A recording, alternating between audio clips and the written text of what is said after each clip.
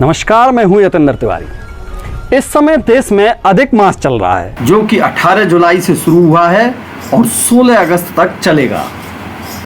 हर 3 साल में एक बार एक अतिरिक्त माह का प्राकट्य होता है, जिसे अधिक मास, मल मास, खर मास या फिर पुरुषोत्तम मास के नाम से जाना जाता है।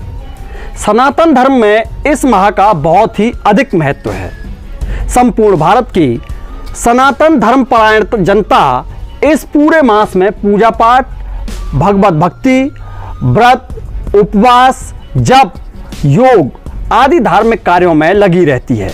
ऐसा माना जाता है कि अधिक मास में किए गए धार्मिक कार्यों का किसी भी अन्य माह में किए गए पूजा पाठ से 10 गुना अधिक फल मिलता है। यही वजह है कि श्रद्धालुजन अपनी पूरी श्रद्धा शक्ति के साथ इस मास में भगवान को प्रसन्न करने के लिए अपना इहलोक परलोक सुधारने में जुट जाते हैं।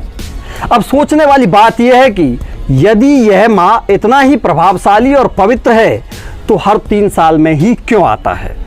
आखिर क्यों और किस कारण से इसे इतना पवित्र माना जाता है?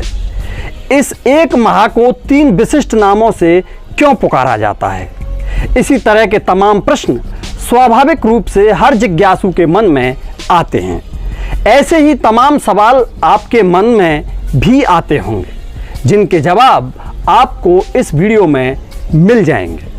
सबसे पहले जानते हैं कि ये हर 3 साल में आता क्यों है।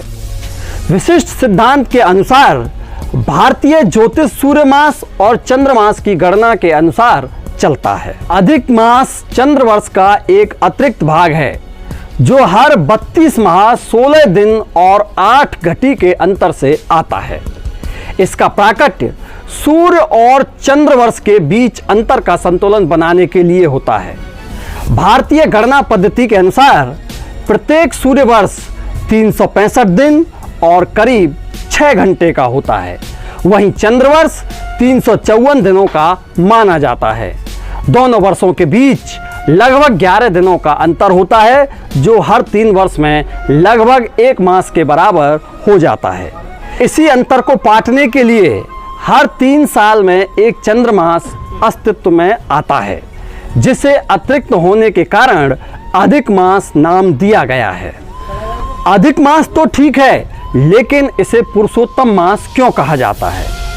पुरुषोत्तम भगवान श्री कृष्ण यानी कि विष्णु भगवान का ही एक नाम है और यही अधिक मास के अधिपति भी हैं। इसीलिए अधिक मास को पुरुषोत्तम मास के नाम से जाना जाता है।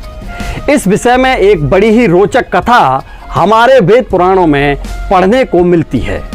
कहा जाता है कि भारतीय मनीषियों ने अपनी गणना पद्धति से हर चंद्र मास के लिए एक देवता निर्धारित किए हुआ है। चूंकि अधिक मास सूर्य और चंद्र मास के बीच संतुलन बनाने के लिए प्रकट हुआ, तो इस अतिरिक्त मास का अधिपति बनने के लिए कोई देवता तैयार नहीं हुआ। ऐसे में ऋषि मुनियों ने भगवान विष्णु से आग्रह किया कि वे ही इस मास का भार अपने ऊपर लें। भगवान विष्णु ने इस आग्रह को स्वीकार भी कर लिया और इस तरह यह मल मास के साथ पुरुषोत्तम मास बन गया। अधिक मास को पुरुषोत्तम मास कहे जाने का एक सांकेतिक अर्थ भी है। ऐसा माना जाता है कि यह मास हर व्यक्ति विशेष के लिए तन मन से पवित्र होने का समय होता है।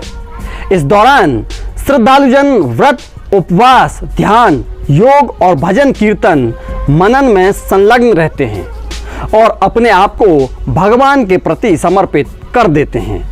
इस तरह यह सामान्य पुरुष से उत्तम बनने का मास होता है, मन के मैल धोने का मास होता है।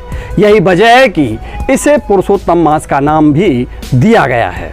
ये तो हुई नाम की बात, लेकिन इस अधिक मास का पौराणिक आधार क्या है? इसके लिए भी पुराणों में बड़ी ही सुंदर कथा सुनने को मिलती है। यह कथा दैत्यराज हिरण्यकश्यप के वध से जुड़ी है। पुराणों के अनुसार दैत्यराज हिरण्यकश्यप ने एक बार ब्रह्मा जी को अपने कठोर तप से प्रसन्न कर लिया था और उनसे अमरता का वरदान मांगा। चूंकि अमरता का वरदान देना निषिद्ध होता है, इसलिए ब्रह्मा जी ने उसे कोई भी अन्य वर मांगने को कहा। तब हिरण्यकश्यप ने चालाकी से वर मांगा कि उसे संसार का कोई भी नर नारी पशु देवता या फिर असुर भी न मार सके। वह वर्ष के 12 महीनों में मृत्यु को प्राप्त न हो। जब वह मरे तो न दिन का समय हो न रात का समय हो। वह न किसी अस्त्र से मरे न किसी शस्त्र से। उसे न घर में मारा जा सके और न ही घर से बाहर मारा जा सके। इस वरदान के मिलते ही हिरण्यकश्यप स्वयं को अमर मानने लगा। उसने खुद को भगवान घोषित कर दिया। समय आने पर भगवान विष्णु ने अधिक मास में नरसिंह अवतार लेकर के यानी आधा पुरुष का और आधे शेर के रूप में प्रकट होकर के शाम के समय देहरी के नीचे अपने नाखूनों से हिरण्यकश्यप का सीना चीरकर उसे मृत्यु के द्वार भेज दिया।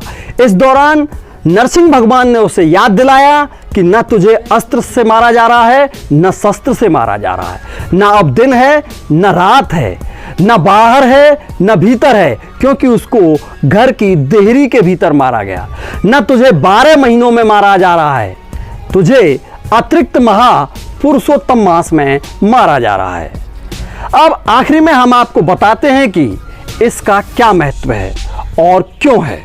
सनातन धर्म के अनुसार प्रत्येक जीव पंच महाभूतों से मिलकर के बना होता है। इन पंच महाभूतों में जल, अग्नि, आकाश, वायु और पृथ्वी सम्मिलित है।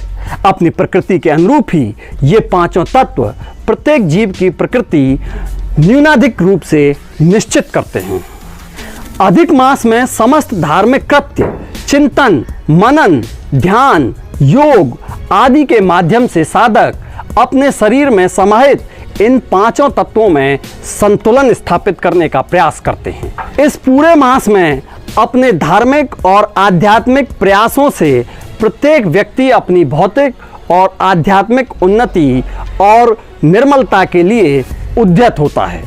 इस तरह अधिक मास के दौरान किए गए प्रयासों से व्यक्ति हर 3 साल में स्वयं को बाहर से स्वच्छ कर परम निर्मलता को प्राप्त कर नई ऊर्जा से भर जाता है।